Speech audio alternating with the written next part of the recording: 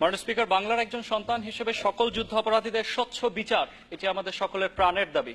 কিন্তু যাদের মাধ্যমে বিচারটি পরিচালিত হচ্ছে তাদের প্রত্যেকের পূর্ববর্তী অনভিজ্ঞতা এই বিচারকে একটি আনাড়ির বিচার হিসেবে প্রমাণ করে।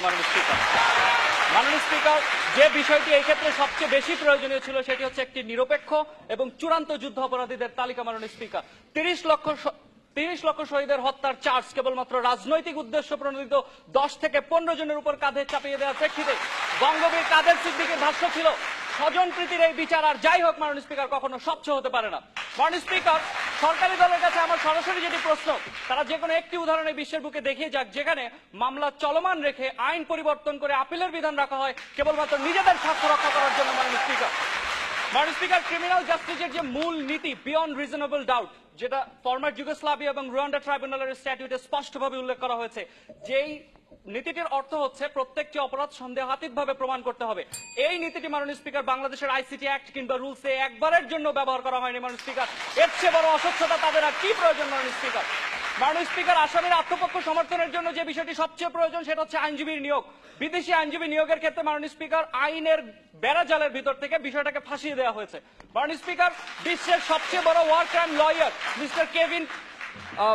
মিস্টার কেভিন কে কিউসি, মাননীয় স্পিকার, তার পাসপোর্ট তার ভিসা ক্যান্সেল করে এয়ারপোর্ট থেকে পাঠিয়ে দেওয়া হয় কিসের সাথে? সেটা সরকারকে অবশ্যই আজকে পরিষ্কার করে যেতে হবে। মাননীয় স্পিকার, সরকারি দল থেকে একটু আগেই বলে গিয়েছেন যে ওই যে বিচারক সাক্ষ্য গ্রহণ করেছিলেন তিনি রায় প্রদান করেনি। দ্যাট মিনস মাননীয় স্পিকার, তিনি রায় প্রদান করেনি ঠিক আছে, কিন্তু তার গৃহীত সাক্ষ্যের ভিত্তিতে রায় প্রদান করা হয়েছে, এটাই এর অস্বচ্ছতার প্রধান প্রমাণ। মাননীয় স্পিকার, আজকে ওনারা বিচার প্রক্রিয়া পরিচালনার কথা বলছেন, কিন্তু বিচার প্রক্রিয়া বা বিচার কার্যক্রম যে আইনটির মাধ্যমে পরিচালিত হয়, বাংলাদেশ অপরাধ ট্রাইব্যুনাল, ইন্টারন্যাশনাল অপরাধ ট্রাইব্যুনাল কার্যপ্রণালী বিধিমালা 2010 একবারের জন্য নামটা উল্লেখ করে নেই। মাননীয় স্পিকার, আইনের সেকশন 19 যে বিষয়গুলোকে সাক্ষ্য হিসেবে উপস্থাপন করা হয়েছে, film, tape record, newspaper, এগুলোর সাক্ষ্যগত মূল্য এতই দুর্বল মাননীয় স্পিকার যে এগুলো কখনোই কোনো রায়ের ভিত্তি হতে পারে না। মাননীয় স্পিকার,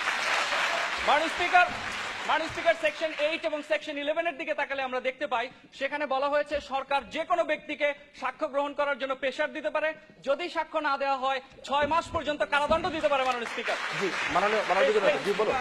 সরকার সাক্ষ্য গ্রহণের জন্য প্রেসার দিতে পারে, এটা আপনি বিশ্লেষণ করুন। সরকার সাক্ষ্য গ্রহণের জন্য আপনি বলেছেন, স্পষ্টভাবে বলে গেছেন যে সরকার সাক্ষ্য গ্রহণের জন্য সাক্ষীকে প্রেসার দিয়ে থাকে। আপনি